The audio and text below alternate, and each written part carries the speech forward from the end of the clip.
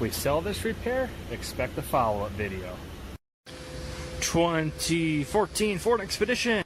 Customer states the heater and the heated and air conditioning seats do not work. Those automatically kick themselves off. And the blower should be on full blast, but it's not.